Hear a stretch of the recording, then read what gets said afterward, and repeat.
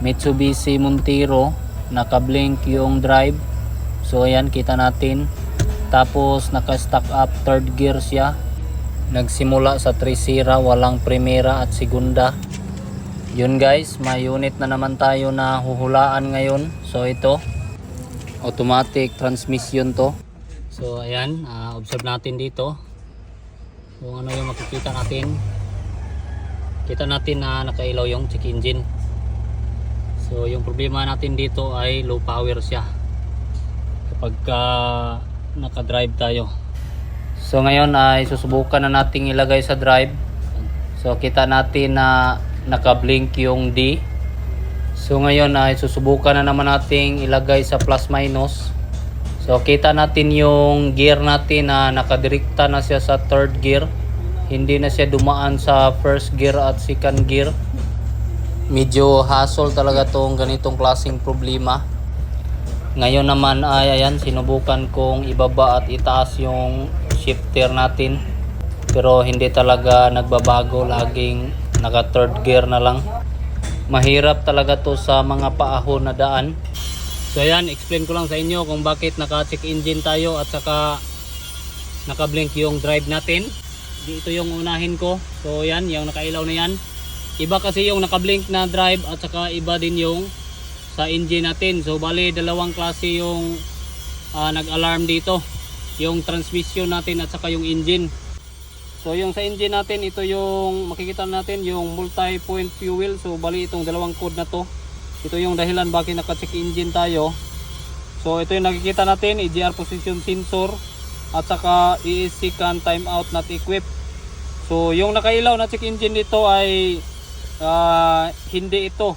So dito sa dalawa, ito lang EGR position sensor yung posible na dahilan bakit naka ilaw tong check engine natin. So ito, para mawala yung check engine natin ay ayusin natin tong EGR. So ito yung ayusin natin para mawala yung check engine. Tapos yung naka-stack up third gear naman, yung walang change gear, yung naka third gear na lang at low power, yung naka-blink yung drive natin, ang dahilan naman doon ay dito. So itong anti-tip natin, so baliwalain na lang muna natin yan. So hindi tayo gagalaw dyan. Yun lang yung yung job order lang yung titirahin natin dito. So itong automatic transmission continuously variable. So yun nakailaw dito, itong second solenoid at saka itong inhibitor switch open. Itong gear 4 correction ratio, gear 3 correction ratio at saka ito yung last ESC can, pero wala na to. Bali ito lang yung mga gagalawin natin. So yung ibang mga naka-alarm dito, so hindi na natin papatulan yan. So pasagdaan na lang natin yan. So let's go, simulan na tayo. Dito tayo sa EGR, kita natin na maraming takuling. Ang gagawin lang natin dito ay hihinluan lang natin to ng mabuti. Labada tirada yung ginawa ng mga kasama ko. Brown out kasi at hindi pwedeng gamitin yung washing machine. Pagkatapos ayan, kita natin na hindi naman masyadong sinaw-sinaw yung trabaho namin. Kahit hindi naman masyadong sinaw yung trabaho natin, ang importante ay mag-function siya at gumana ng tama. Ngayon naman, pagkatapos dito sa engine ay dito naman tayo sa transmission. Ang ginawa ko lang muna dito ay pinag-toothbrush ko lang muna itong mga sakit ng wire natin para matanggal yung mga ki-ki. Importante kasi na magawa natin to kasi ito yung pinakauna at pinaka-basic na dapat natin gawin. Pagkatapos kong matoothbrush yung mga sakit ay dito naman tayo. Observe natin. Ano ni yung itiip no? Ginamos pala. Ano naman ginamos? Duga na gipon din din eh. Okay. May last na yung rating gamit nila ba? Okay, tanggalan kare. Kare. Tanggalan yung bolt. Kanirang kahawid ani. Pinatanggal ko lang muna sa kasama ko yung salaan ng ginamos. Ano ka damo kay makatungan na to? Tumon nga problema pa no. Nakaligo pa talaga ng ginamos yung kasama natin. Wala na video eh. Ah, kita oh. Kaligo. Tako ginigbil ni. Tako bil. Mahal ni kay nakaligo mag-iti pang ito ang mekaniko. Kita natin na may pansit pa rin pala dito sa loob ng transmission. Kaya siguro hindi gumagana ng maayos yung transmission natin dahil sa mga pansit na to. Kaya ang ginawa ko lang muna ay ayan, pinagtanggal ko tong mga nakakabit dito na pansit. Gagawin ko lang dito ay ibika lang natin tong mga sakit natin dito. Sobrang napaka-basic lang talaga ng mga moves natin dito. Kahit bata ay kaya talagang gayahin. Sayon lang naman talagang trabaho o ning trabaho Pilaragoy pag tuslok-tuslok dire sa mga sakit-sakit. Pag human build dayon og insakto nga makapalit og bugas og alahas pod gamay. Kita natin dito na wala akong ibang ginawa at hinigpitan ko lang yung sakit ng solenoid. Pagkatapos ay ayan, binalik-balik ko na lang.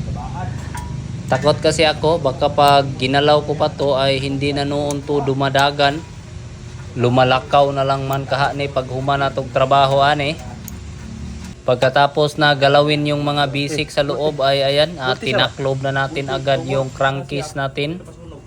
Napansin ko lang dito na wala pala sa transmission yung problema. At ito lang pala, ayan, kita natin kaya pala nakablink yung drive natin. May alambre pala tong pang-apak natin sa accelerator. Marami pa tayong ginawa, nasa chinilas ko lang pala yung problema. Pagkatapos malagyan ng ITF ay ayan, paandarin na natin to at nang magkaalama na. Kita natin na nakailaw pa rin yung check engine kahit natapos na nating magawa yung lahat.